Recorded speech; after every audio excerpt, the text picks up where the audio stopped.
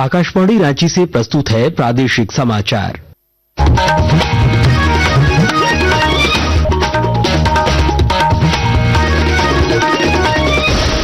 नमस्कार, प्रादेशिक समाचारों के साथ मैं चंदन कुमार कौंडिल्य। पहले मुख्य समाचार।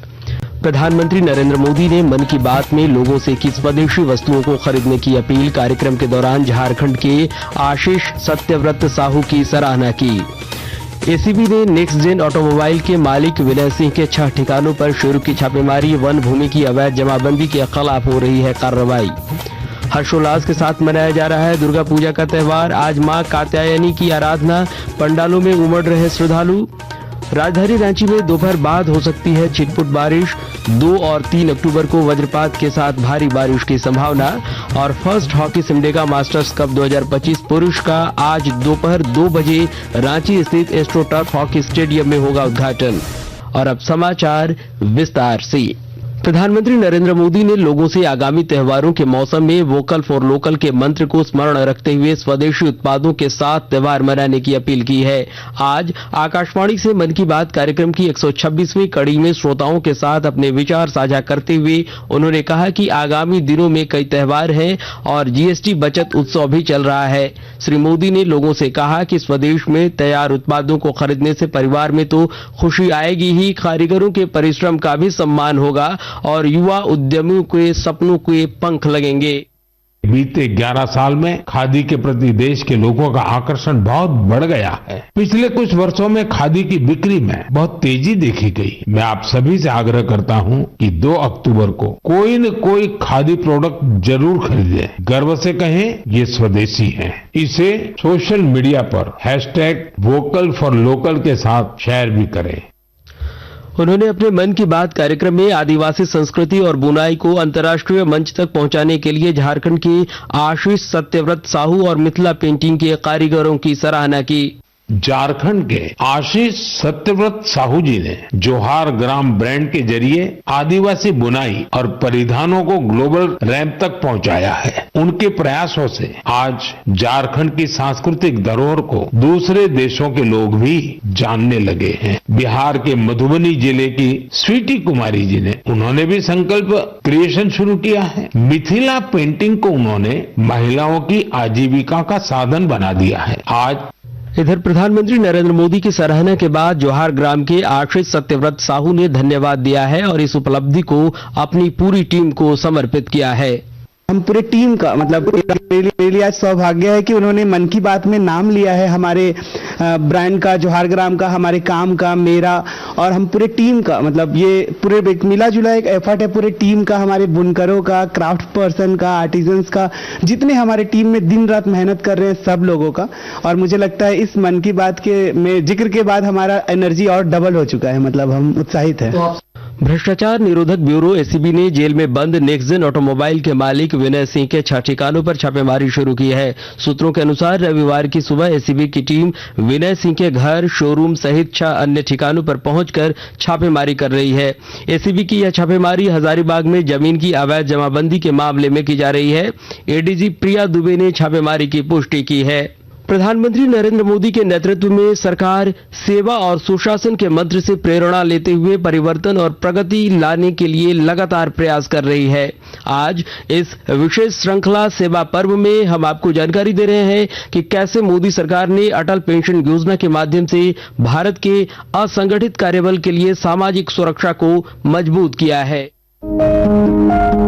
नरेंद्र मोदी सरकार ने भारत के असंगठित कार्यबल की जरूरतों पर विशेष ध्यान दिया है। असंगठित कार्यबल में लंबे जोखिम और सेवानिवृत्ति सुरक्षा की कमी जैसी दोहरी चुनौतियों का समाधान करने के लिए मई 2015 में अटल पेंशन योजना शुरू की गई। प्रधानमंत्री नरेंद्र मोदी ने कहा है कि ये योजना हर भारतवासी के भविष्य को सुरक्षित करेगी। अगर आप 20 साल की उम्र के हैं, 25 साल की उम्र के हैं, 30 साल की उम्र के हैं और अभी से आप पैसा जमा कराना चालू करोगे, जितना जितना जमा कराओगे उसके अनुपात में 60 साल की उम्र होने के बाद आपको पेंशन मिलना शुरू हो जाएगा। सरकार उसमें पैसे डालेगी और आपको कभी बुढ़ापे में किसी के पास हाथ फहराने की नौबत नहीं आएगी। आपका बुढ़ापा भी सीख जाए और आप जो पैसा जमा कराएंगे आपके स्वर्गवास के बाद वो पेंशन आपकी पत्नी को मिलेगा।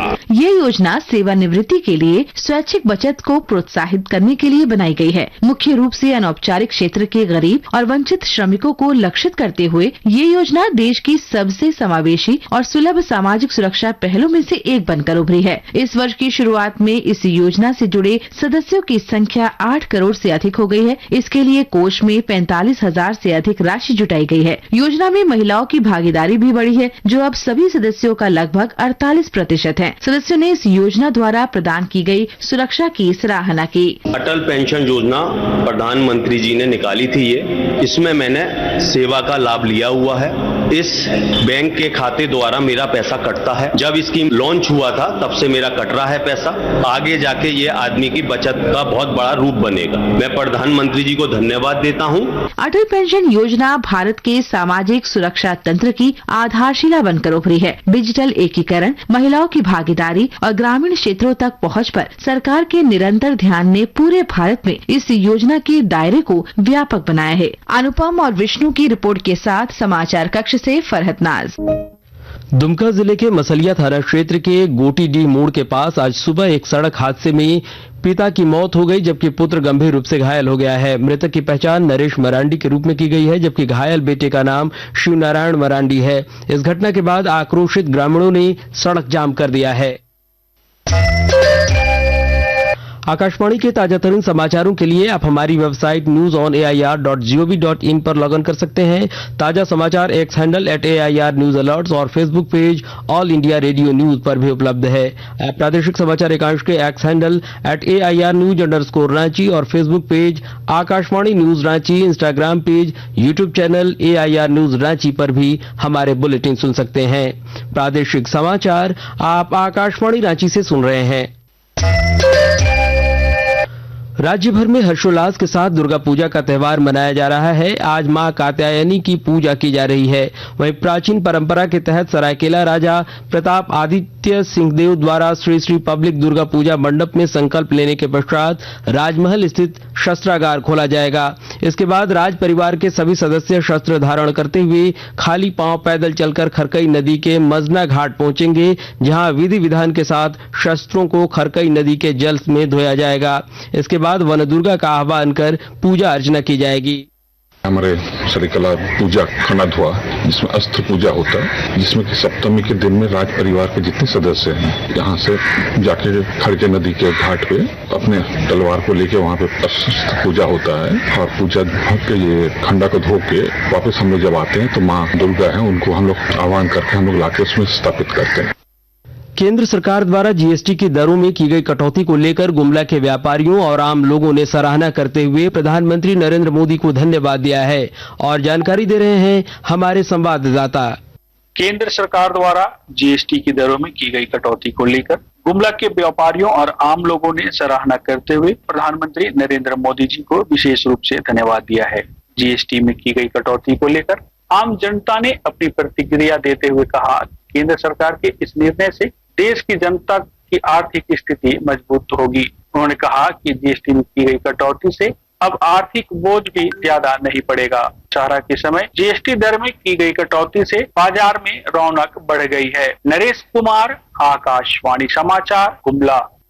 राजधानी रांची में 28 से 30 सितंबर तक धूप के साथ आकाश में बादल छाए रहेंगे। वहीं दोपहर बाद कहीं कहीं हल्की से मध्यम दर्जे की बारिश हो सकती है। मौसम विभाग के अनुसार बंगाल की खाड़ी में 1 अक्टूबर को एक बार फिर निम्न दबाव वाला क्षेत्र बनने की संभावना है, जिससे 2 और 3 अक्टूबर को कहीं कहीं वज्रपात के साथ भारी बारिश हो सकती है।